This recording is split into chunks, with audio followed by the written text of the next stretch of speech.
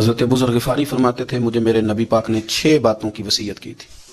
اپنے بچوں کو بتاتے تھے، دوستوں کو 6 باتوں کی حضور نے وصیت کی تھی. سب سے پہلے حضور نے فرمایا تھا ابو ذر مسکینوں سے محبت کرتے رہنا.